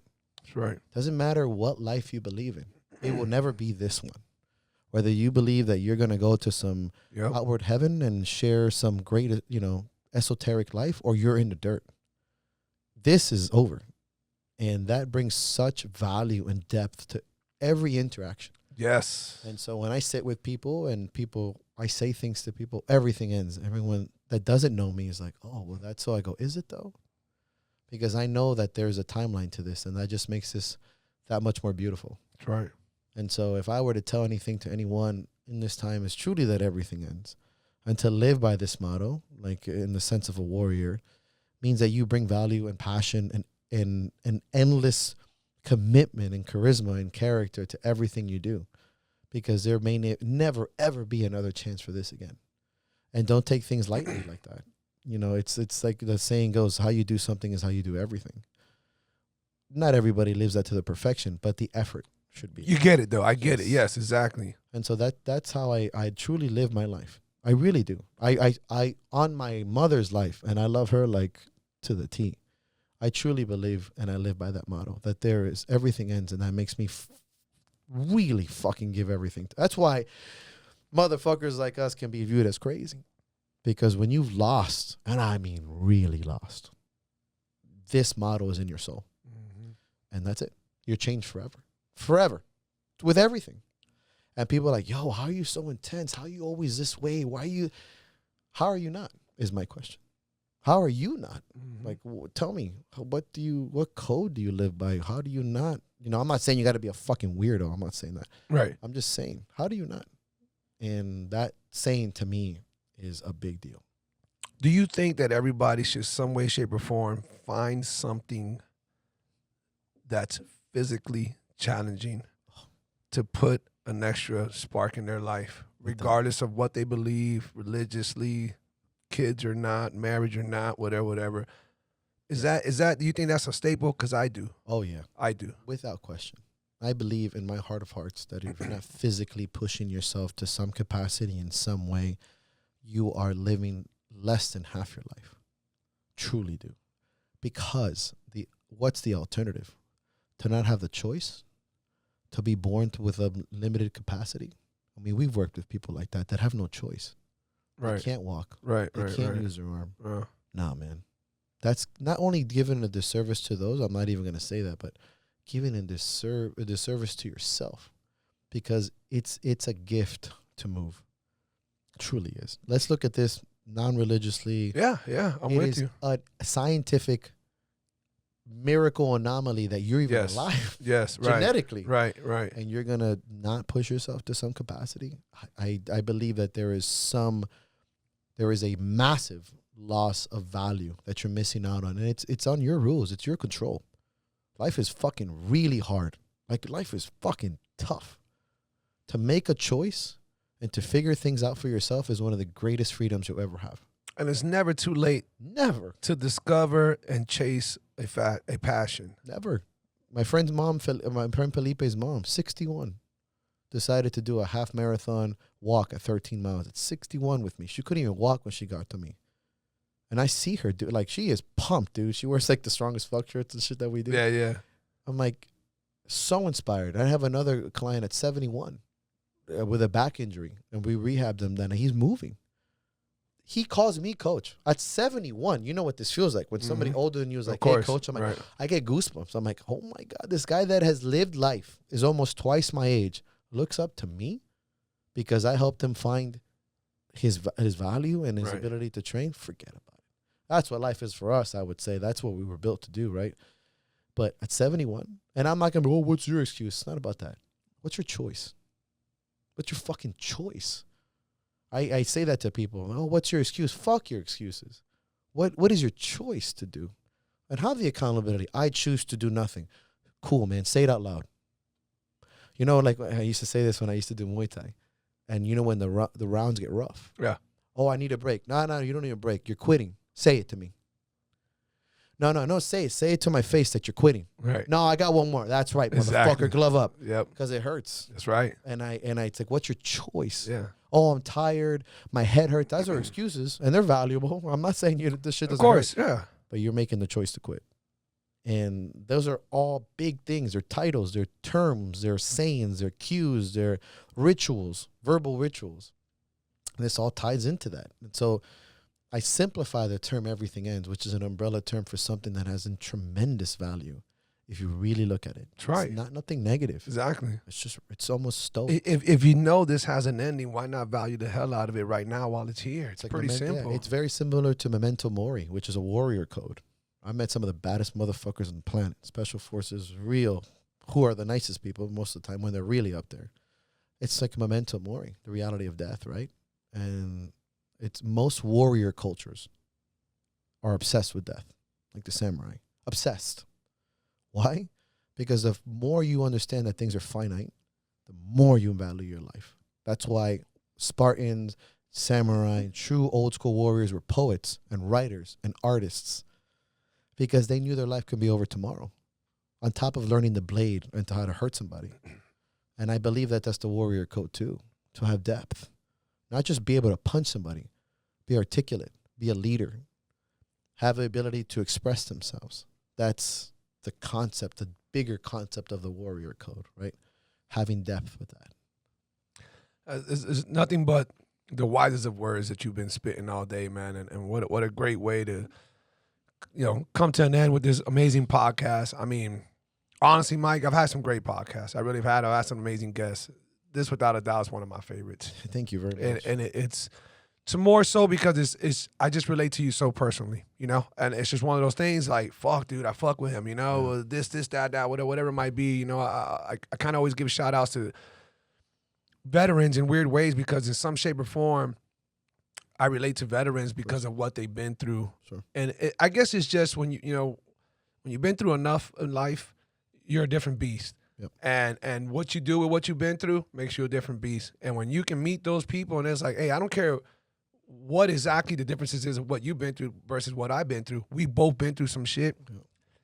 There's an amazing bond there that occurs. Again, going back to blood, sweat, and tears with people in different sports. But this podcast has been phenomenal, bro. It's been so dope. I know you did it. I know you woke up mad early, and I know that we were trying to crunch this in because you have your birthday celebration later on tonight. I feel blessed and honored that you came, bro. I feel blessed and honored that we still have this friendship, and I know it's just strengthened after today. Truly. I know that you mentioned earlier, and we're gonna tell everybody right now, you plan to do your next run at the bodybuilding in December. We start prep for next summer in January.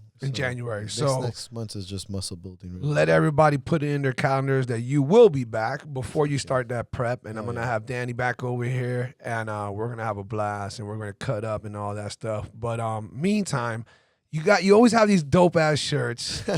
I don't know how random you print them, how often, if they're on a site or whatever, but how can people reach out to you in whatever shape or form, whether it's they want to train with you privately, they want to go visit Battle Axe, any of that nature? Your handle, obviously, on Instagram and all that stuff. Tell the people that so they can reach out to you. For sure.